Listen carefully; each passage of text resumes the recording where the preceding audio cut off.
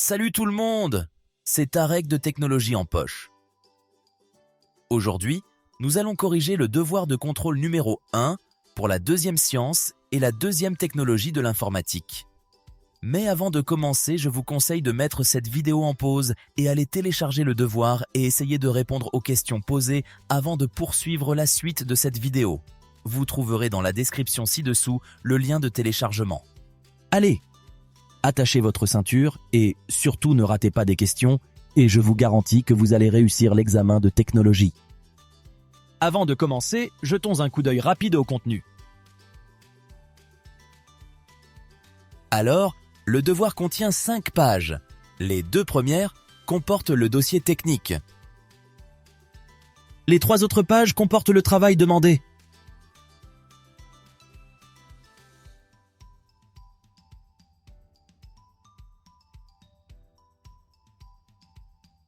On reviendra à ça dans la suite de cette vidéo. Un petit conseil.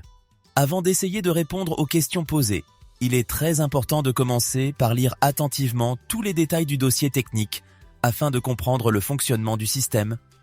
En effet, c'est ce qu'on va faire ensemble. Alors, le dossier technique comporte une mise en situation du système étudié, sa représentation 3D et sa composition. Voilà, c'était le contenu du dossier technique. Parlons maintenant du système étudié dans ce devoir. En effet, le système est un poste automatique de sertissage et de marquage. Il est utilisé pour sertir des couvercles sur des boîtes de conserve et marquer la date de fabrication et la date limite de consommation.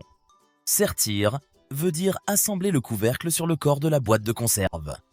Le système est équipé d'une interface contenant un bouton de mise en marche, un bouton de mise à l'arrêt, un bouton d'arrêt d'urgence et aussi un afficheur et des voyants lumineux. Cette interface permet la communication entre le système et l'opérateur. Elle est appelée interface homme-machine et notée par l'abréviation IHM. Le fonctionnement du poste est géré par un automate programmable industriel. On parlera de ça dans la suite de cette vidéo. Lorsqu'on appuie sur le bouton de mise en marche de l'interface homme-machine, cela déclenche le début du cycle de fonctionnement. L'amener d'une boîte et d'un couvercle à sertir par un tapis roulant entraîné par un moteur électrique, ce dernier est commandé par un contacteur. La vitesse de rotation du moteur est réduite par un système roues et vis sans fin.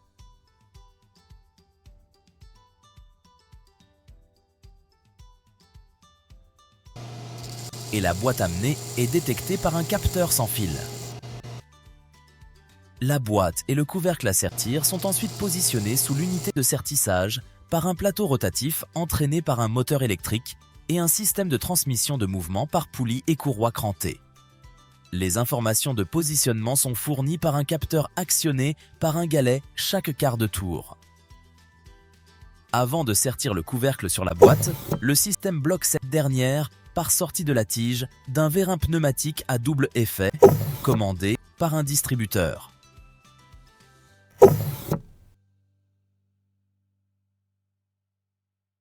L'énergie pneumatique est fournie au vérin par un compresseur d'air.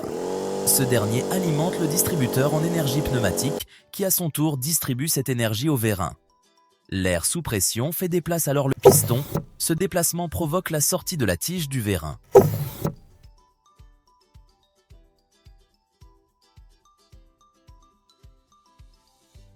L'information de blocage est fournie par un capteur de fin de course. Le sertissage du couvercle sur la boîte est réalisé par l'intermédiaire d'une tête de sertissage entraînée par un vérin pneumatique qui assure sa descente et sa montée et un moteur électrique commandé par un contacteur pour assurer sa rotation. Notez que le sertissage est réalisé pendant 3 secondes. Cette durée est contrôlée par un temporisateur. Une fois le couvercle est serti sur la boîte, cette dernière est débloquée par recul de la tige du vérin et positionnée sous un dispositif comprenant une tête d'impression à jet d'encre permettant le marquage de la date de fabrication et la date limite de consommation. La boîte marquée est positionnée ensuite sur un tapis entraîné par un moteur électrique commandé par un contacteur afin de l'évacuer. L'évacuation est détectée par un capteur sans fil.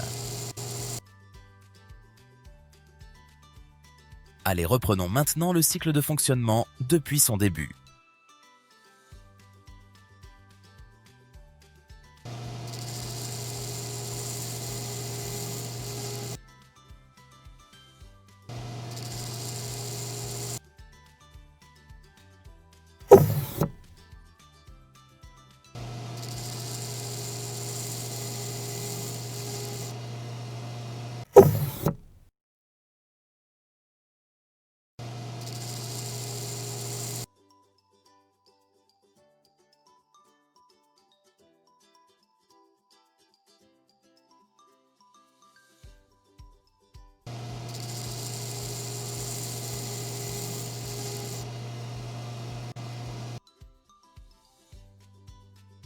Allez, passons maintenant au travail demandé. Commençons par la première question. Dans cette question, on nous demande de remplir le tableau en précisant chaque fois la fonction, les composants qui réalisent cette dernière et la nature de la matière d'œuvre. Alors, pour répondre à cette question, nous allons reprendre ensemble les notions que vous avez déjà vues avec votre prof pendant les séances de technologie. Un système technique automatisé est un ensemble d'éléments employés pour réaliser des fonctions bien déterminées. En effet, il existe 7 fonctions.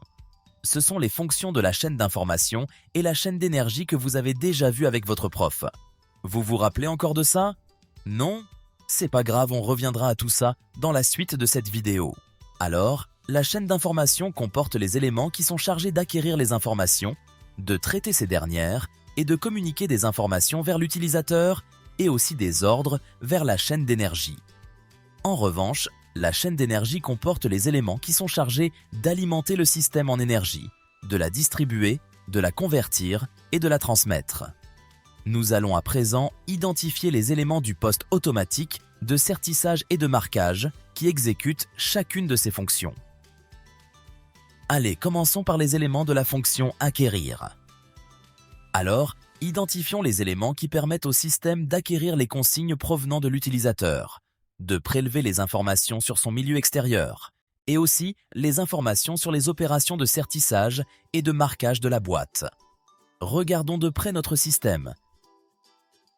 Il est bien évident que les éléments permettant d'acquérir les consignes provenant de l'utilisateur sont le bouton de mise en marche M, le bouton de mise à l'arrêt A et le bouton d'arrêt d'urgence AU. Avant de poursuivre, j'aimerais vous rappeler que les noms des éléments sont indiqués sur la représentation en 3D du document numéro 1.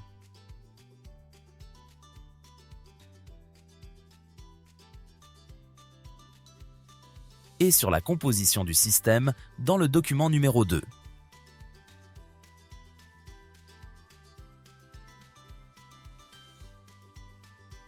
Allez, continuons à identifier les éléments de la fonction acquérir. Alors, dans cette catégorie, on trouve aussi le capteur sans fil S qui détecte la présence de la boîte.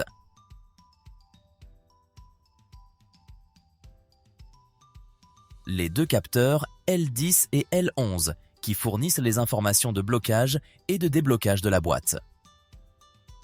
Les deux capteurs L20 et L21 qui fournissent les informations de sertissage du couvercle. Et aussi le capteur P qui fournit les informations sur le positionnement de la boîte. On a déjà parlé de ça au début de cette vidéo. Et enfin, le capteur F qui détecte l'évacuation de la boîte. Pour mieux comprendre, considérant l'être humain comme étant un système automatisé. Les éléments alors de sa fonction acquérir sont les yeux, le nez, les oreilles et tous les autres éléments lui permettant d'acquérir des informations de son environnement. Je vous recommande, pendant le devoir, de noter ces éléments sur une feuille de brouillon avant de les écrire sur la feuille des réponses. Cela vous évitera d'oublier l'un d'entre eux. Allez, revenons à la feuille des réponses et inscrivons ces éléments dans la ligne de la fonction « Acquérir les informations ». il est bien évident que ces éléments agissent sur les informations, donc on va mettre une croix dans la case information. Passons maintenant à la fonction traiter. Notez que cette fonction est réalisée par l'élément qui exploitera les informations fournies par la fonction acquérir de tout à l'heure. Cet élément est doté d'une mémoire qui peut stocker un programme et l'exécuter. On peut dire alors qu'il est en quelque sorte le cerveau du système. Pour le localiser, référons-nous au document numéro 2. C'est bien noté que le fonctionnement du poste de sertissage et de marquage est commandé par un automate programmable industriel. C'est l'élément recherché. Il est également pertinent de noter que l'automate programmable industriel est fréquemment désigné par l'abréviation API. D'autres systèmes sont commandés par une carte électronique de commande, un micro-ordinateur ou n'importe quel autre composant capable de gérer le fonctionnement. Allez, revenons à la feuille des réponses et inscrivons cet élément. Dans cette ligne, l'automate programmable est déjà indiqué. Il ne nous reste alors qu'à indiquer la fonction « traiter les informations » et à préciser la nature de la matière d'œuvre, qui est bien sûr de type information. Allez, cherchons ensemble les éléments de la fonction communiquée. Alors, dans un système automatisé, l'unité de traitement de la fonction traiter de tout à l'heure communique des informations vers l'utilisateur grâce aux organes de dialogue, tels que les voyants lumineux, les afficheurs, les haut-parleurs ou n'importe quel autre élément capable de communiquer des informations. Il s'agit alors ici des éléments qui font partie de l'interface homme-machine. L'unité de traitement envoie aussi des ordres vers la chaîne d'énergie. On parlera bien sûr de ça dans la suite de cette vidéo. Identifions à présent les éléments de la fonction communiquée de notre système. Pour cela, voyons de près l'interface homme-machine. Sur cette interface, nous observons la présence de voyants lumineux ainsi qu'un afficheur. Ce sont les éléments recherchés. Cependant, je vous recommande pendant le devoir de consulter le dossier technique pour les déterminer. Cela vous permettra d'éviter de rater quelques éléments ou de commettre des erreurs d'orthographe.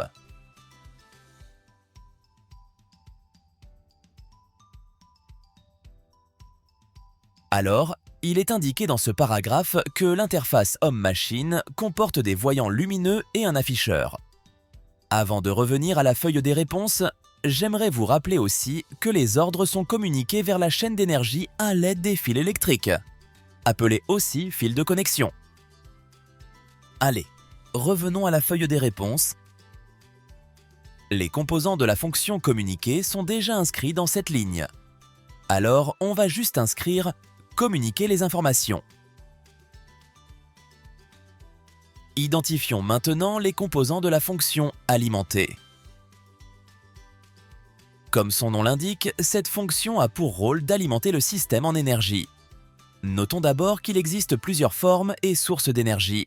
Citons par exemple l'énergie électrique, l'énergie solaire, l'énergie éolienne et l'énergie pneumatique. Il y en a plus que ça. Nous revenons sur certaines formes d'entre elles quand nous abordons le thème « Les énergies mises en œuvre ».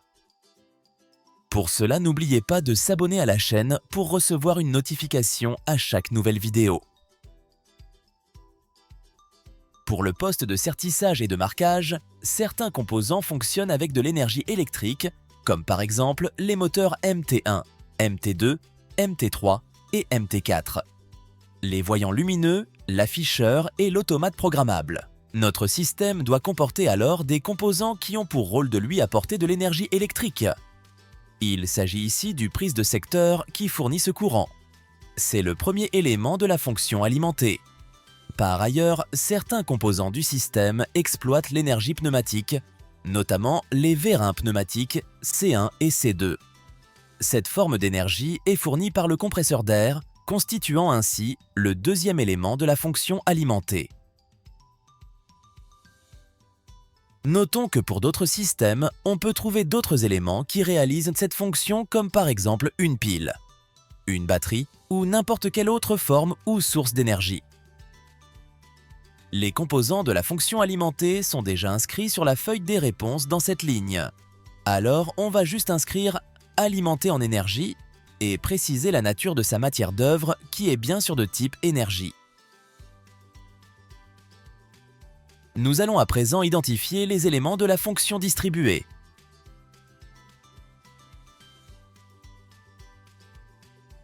Alors, l'énergie fournie par la fonction alimentée de tout à l'heure va être distribuée à certains composants de notre système, mais bien sûr suivant les ordres de la chaîne d'information. Ces ordres sont reçus et exécutés par les éléments de la fonction distribuée qu'on est en train de rechercher. Sinon, regardons de plus près le système. La chaîne d'information envoie des ordres aux contacteurs KM1, KM2, KM3 et KM4. Ces derniers distribuent alors l'énergie électrique aux moteurs qui provoquent leur rotation. La chaîne d'information envoie aussi des ordres aux distributeurs M1 et M2, qui distribuent à leur tour l'énergie pneumatique aux vérins C1 et C2. Ces contacteurs et ces distributeurs composent la fonction distribuée de la chaîne d'énergie, mais il y a aussi le relais magnétique RM.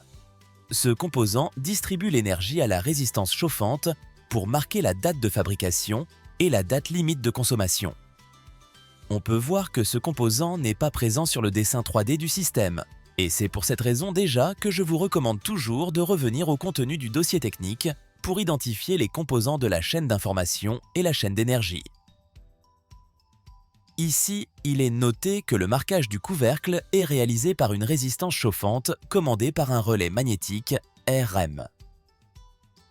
Notez bien qu'on peut trouver dans des systèmes techniques d'autres composants qui réalisent cette fonction. Pour cela, je vous recommande d'aller voir les autres vidéos de la chaîne. Allez, revenons à la feuille des réponses. Inscrivons dans cette ligne le nom de la fonction distribuée.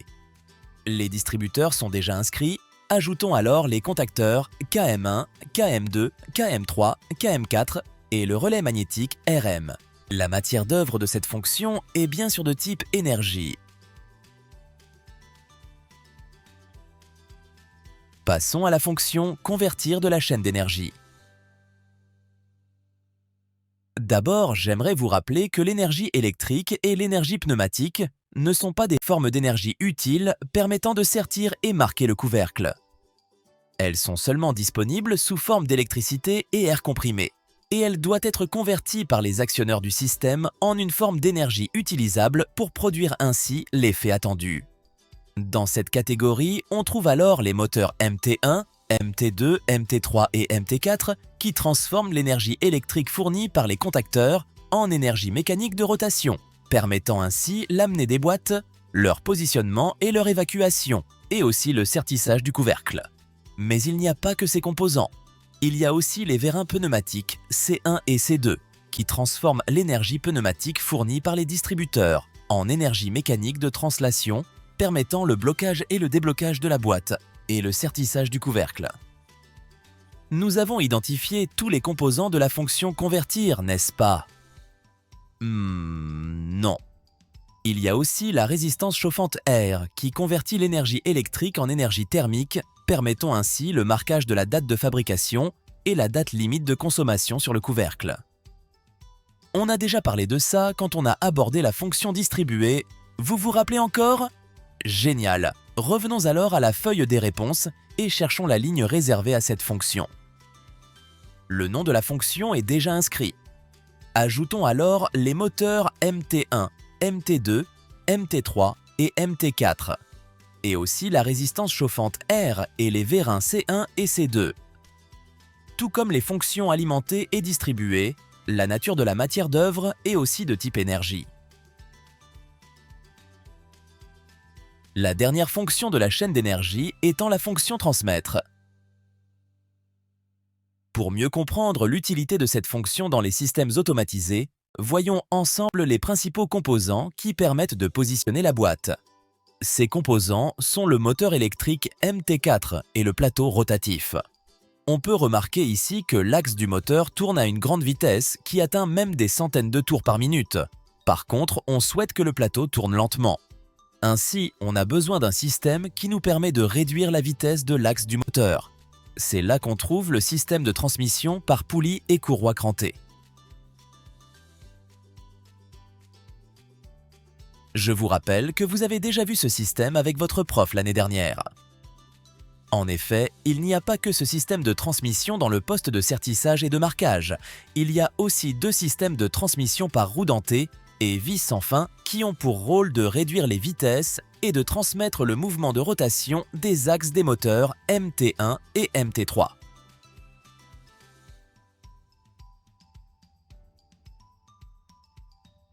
Inscrivons dans cette ligne le système de transmission par roue dentée et vis sans fin.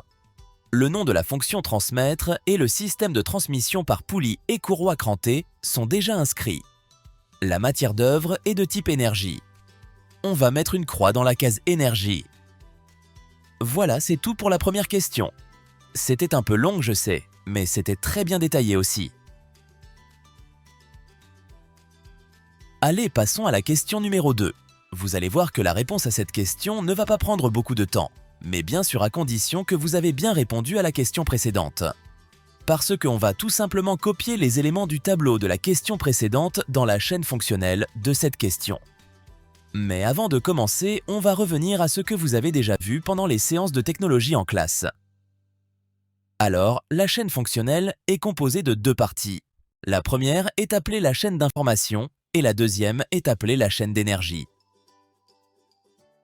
Ces termes qui nous paraissent peut-être un peu compliqués visent à simplifier et à structurer la représentation de la constitution d'un système automatisé. Considérons d'abord le système comme une grosse boîte. Parmi les éléments entrant dans cette boîte, on trouve l'énergie, sinon rien ne peut se passer. Le système doit aussi être capable de recevoir des consignes provenant de l'utilisateur. Ces consignes permettent à ce dernier de mettre le système en marche par exemple, ou à l'arrêt. Certains systèmes sont capables aussi de modifier leur comportement, selon les conditions extérieures. Il est alors nécessaire qu'ils disposent d'informations sur ces conditions. Je vous recommande d'aller voir la vidéo du store déjà publiée sur notre chaîne. Je vais laisser un lien dans la description ci-dessous. Le premier élément sortant du système est l'effet attendu par l'utilisateur, c'est-à-dire le service qu'il va lui rendre, autrement dit sa fonction globale. Vous avez déjà vu ça l'année dernière. Mais il n'y a pas que cela qui sort du système, il y a aussi des informations destinées à l'utilisateur. Ces derniers lui informent sur l'état de fonctionnement, et elles sont généralement communiquées à travers des voyants, des afficheurs, des haut-parleurs. On a parlé de ça tout à l'heure. Alors, un système automatisé est composé de deux chaînes. La première est appelée la chaîne d'information et la deuxième est appelée la chaîne d'énergie. Allez, découvrons d'abord les fonctions de la chaîne d'information et on reviendra plus tard sur les fonctions de la chaîne d'énergie. Alors, à l'entrée de cette chaîne, nous avons les éléments de la fonction acquérir. Ces éléments ont pour rôle de relever les consignes utilisateurs, les informations du milieu extérieur et aussi les informations propres au système. Les éléments de la fonction acquérir produisent ainsi des signaux électriques qui seront ensuite reçus par les éléments de la fonction traiter.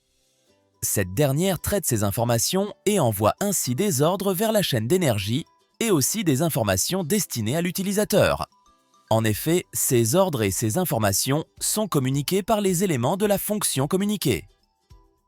Voyons maintenant la structure de la chaîne d'énergie, c'est-à-dire le parcours de l'énergie dans le système. Il est évident, pour qu'un système automatisé puisse produire l'action attendue par l'utilisateur, certains composants vont avoir pour rôle de lui apporter de l'énergie. Il s'agit ici des éléments de la fonction alimentée. Cette énergie, qui est appelée énergie disponible, va être distribuée à certains composants, mais bien sûr selon les ordres de la chaîne d'information. Ces ordres sont reçus et exécutés par les éléments qui forment ce qu'on appelle la fonction distribuée. Mais il faut noter que cette énergie disponible n'est pas encore une énergie utile permettant de produire l'action attendue. Elle doit être alors convertie par les actionneurs en une forme d'énergie utilisable par le système.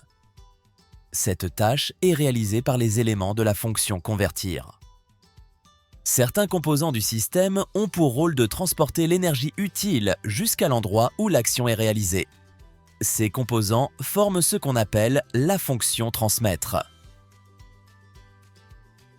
Revenons maintenant à la question numéro 2. Inscrivons d'abord les noms des fonctions de la chaîne d'énergie et la chaîne d'information, qui sont acquérir, traiter, communiquer, alimenter, distribuer, convertir et transmettre. Copions les composants de chaque fonction qu'on a déjà déterminée à la question numéro 1. Inscrivons aussi les ordres envoyés par la chaîne d'information à la chaîne d'énergie. Ici, on doit inscrire information pour l'utilisateur. Et ici, on inscrit la matière d'œuvre à l'entrée, la fonction globale et la matière d'œuvre à la sortie. Voilà, c'était la première partie du devoir. La partie 2 est dédiée à la description temporelle du système. Dans la question numéro 3, il nous a donné une figure qui représente une partie d'un graphe 7 et il nous a demandé de répondre aux questions posées. Avant de répondre à ces questions, j'aimerais vous dire qu'il est indispensable de connaître les éléments d'un graphe 7. Celui-ci, par exemple, comporte 4 étapes. Ils sont numérotés de 0 à 3. En effet, une étape est représentée par un rectangle vertical. Vous pouvez remarquer que le numéro est indiqué sur la partie supérieure. On parlera de la raison pour laquelle ce numéro est placé dans cet emplacement. Seule l'étape initiale est représentée par un rectangle à double trait. À chaque étape est associée l'action, autrement dit la tâche à réaliser dans cette étape, et elle est représentée par un rectangle horizontal. Entre deux étapes successives, on trouve la transition. Elle est représentée par un tiret ou une petite barre. Un numéro ou une lettre de repérage peut éventuellement être inscrit à gauche de la transition. C'est déjà le cas de la question du devoir, on reviendra à ça plus tard. À chaque transition est associée une réceptivité écrite à droite du tiret. Les étapes sont reliées entre elles par un trait appelé « liaison orientée ». Il est évident que cette flèche représente le sens de déroulement des étapes. Voilà, c'étaient les éléments constitutifs d'un graphe 7. Revenons à la question du devoir. Alors, quelle est l'étape active? M, N ou Q? En effet, dans un graphe 7, si une étape est marquée par un astérisque, alors ça veut dire qu'elle est active. Notez qu'on peut avoir une autre figure complémentaire qui nous permet de déterminer l'étape active. On parlera de ça quand nous corrigeons le devoir de synthèse. Pour cela, abonnez-vous à la chaîne et activez la cloche pour recevoir une notification une fois le devoir est publié. Ici, c'est l'étape N qui est marquée par un astérisque et par la suite, c'est l'étape active. On va écrire dans la réponse N et dans la justification, car l'étape N est marquée par un astérisque. La réceptivité Rn est-elle vraie? Vous n'êtes pas sûr? C'est pas grave, je vais expliquer. Notez que si une étape est activée, alors toutes les réceptivités immédiatement suivantes ne sont pas vraies. Ici, l'étape N est activée. Nous avons parlé de ça tout à l'heure. Alors la réceptivité immédiatement suivante à cette étape, qui est la réceptivité Rn, n'est pas vraie. On va écrire dans la réponse « non » et dans la justification, car l'étape N est encore activée. Ici, on nous demande de préciser les conditions de franchissement de la transition Tn sur Q. Notez que le franchissement d'une transition ne peut se produire que lorsque cette transition est validée et que la réceptivité associée est vraie. Alors, pour notre cas, le franchissement de la transition Tn sur Q se produit lorsque cette dernière est validée et que la réceptivité Rn associée à cette transition est vraie. Complétons maintenant le graphe 7 de point de vue du système. Il est fortement recommandé pendant le devoir de revenir au dossier technique pour que vous puissiez déterminer les étapes du graphe 7 de point de vue du système. Alors, si nous regardons dans le document numéro 2, on peut déduire les étapes réalisées par le poste automatique de sertissage et de marquage. Ici, c'est écrit « Amener la boîte et le couvercle », le blocage et le déblocage de la boîte, le sertissage du couvercle sur la boîte, le marquage de la boîte, l'évacuation de la boîte et enfin, le positionnement de la boîte.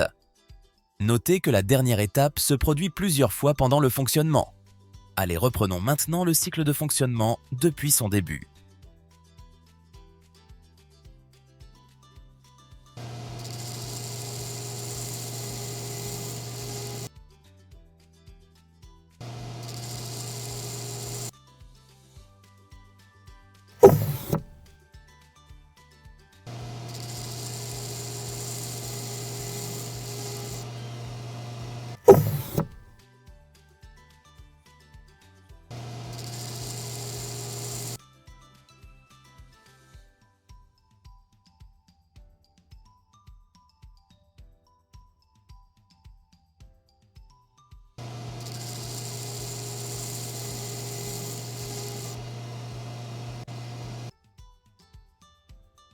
Pendant l'examen, notez ces étapes dans l'ordre sur une feuille brouillon, puis revenir à la feuille de réponse.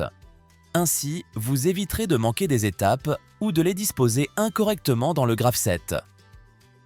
Alors l'appui sur le bouton de mise en marche provoque l'amener de la boîte et le couvercle.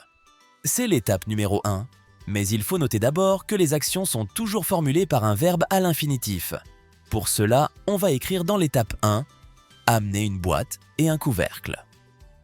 Dans la réceptivité, on va écrire « boîte et couvercle amené ».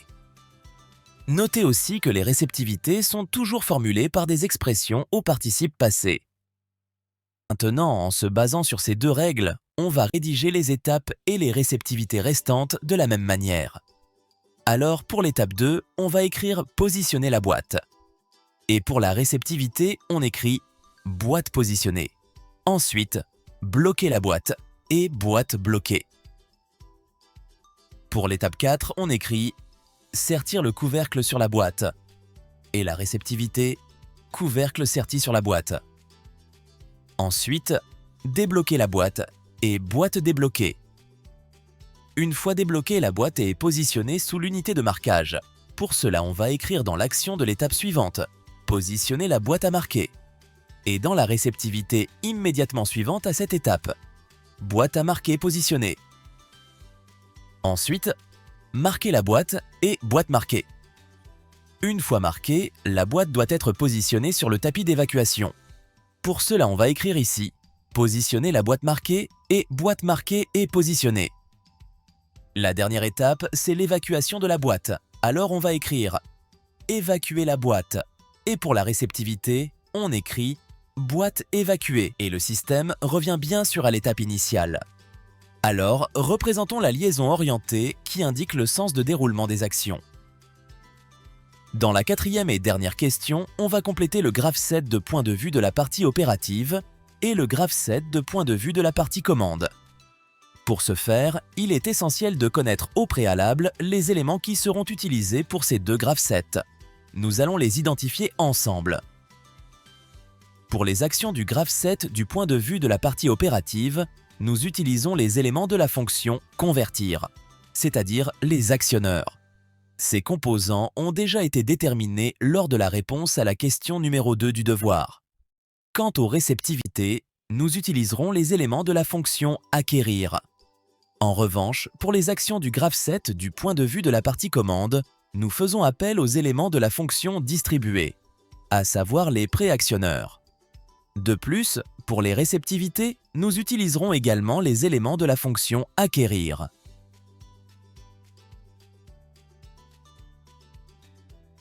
Je vous recommande pendant l'examen de compléter les deux graphsets en même temps. Cela vous aidera à éviter plusieurs erreurs. Il est indiqué dans la description du fonctionnement que l'appui sur un bouton de mise en marche M provoque le déclenchement du fonctionnement. Ainsi, nous allons écrire cette réceptivité dans le graphset du point de vue de la partie opérative. De même, pour la réceptivité du graphset du point de vue de la partie commande, car les réceptivités sont toujours identiques pour les deux graphsets. L'amener de la boîte et du couvercle est réalisé par le moteur MT1, commandé par le contacteur KM1. Nous écrivons alors MT1 pour le graphset du point de vue de la partie opérative et KM1 pour le graphset du point de vue de la partie commande. La présence de la boîte plus le couvercle est détectée par le capteur sans contact S. Nous notons alors S pour les réceptivités des deux graphsets. Le positionnement de la boîte est assuré par le moteur MT4, commandé par le contacteur KM4. Les informations de positionnement sont fournies par le capteur à contact P. Nous allons alors écrire MT4 et KM4 pour les actions et P pour les réceptivités.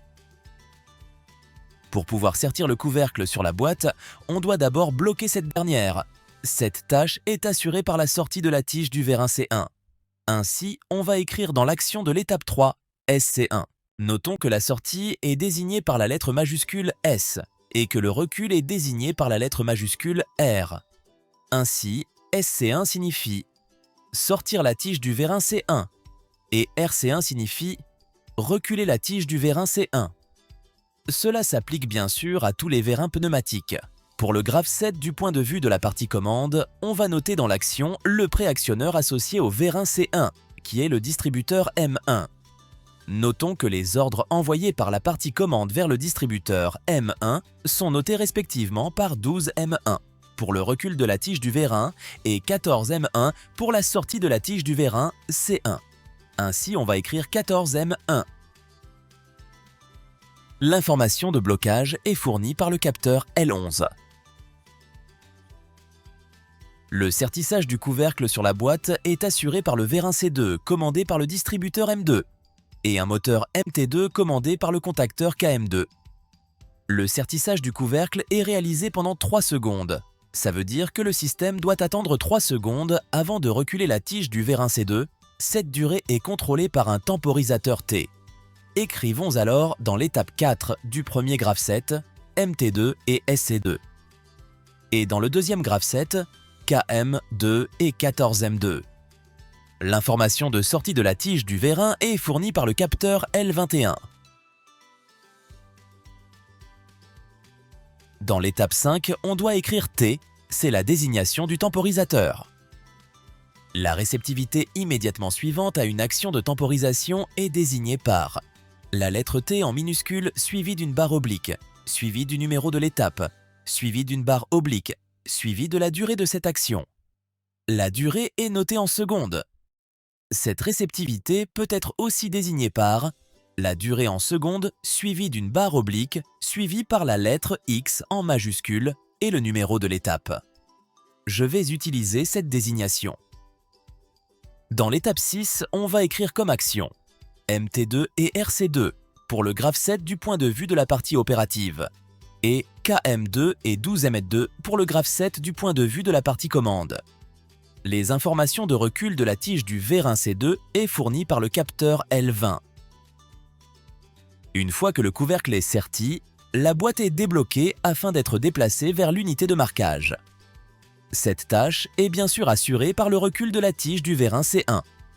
On écrit alors RC1 dans le graphe 7 du point de vue de la partie opérative et 12M1 dans le graphe 7 du point de vue de la partie commande.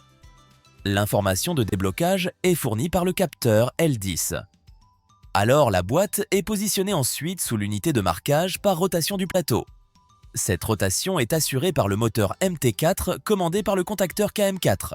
L'information de positionnement est fournie par le capteur P. On a déjà parlé de ça dans l'étape 2. Le marquage de la boîte est assuré par la résistance chauffante R commandée par le relais magnétique RM pendant 1 microseconde. On va écrire dans le graphe 7 du point de vue de la partie opérative R et T et dans le graphe 7 du point de vue de la partie commande RM et T. La réceptivité est 1 microsecondes/X9. Ici c'est l'étape 9, c'est pour cela qu'on a noté X9 dans cette réceptivité. La boîte marquée est positionnée encore une fois, mais cette fois-ci sur le tapis d'évacuation. On va écrire MT4 dans le graphe 7 PO et KM4 dans le graphe 7 PC, et bien sûr P dans les réceptivités. La dernière étape est l'évacuation de la boîte. Elle est assurée par le moteur MT3 commandé par le contacteur KM3. L'information d'évacuation est fournie par le capteur sans fil F, et le système revient bien sûr à l'étape initiale. Alors, représentons la liaison orientée qui indique le sens de déroulement des actions. Ok, tout le monde, c'est tout pour cette vidéo. Si vous avez des questions, n'hésitez pas à les poser dans un commentaire. Pour continuer votre apprentissage, regardez les autres vidéos de la chaîne et je vous y retrouve pour le prochain devoir. N'oubliez pas de s'abonner à la chaîne et d'activer la cloche. Vous pouvez aussi nous suivre sur Facebook ainsi que sur le site web mesmanuel.tn.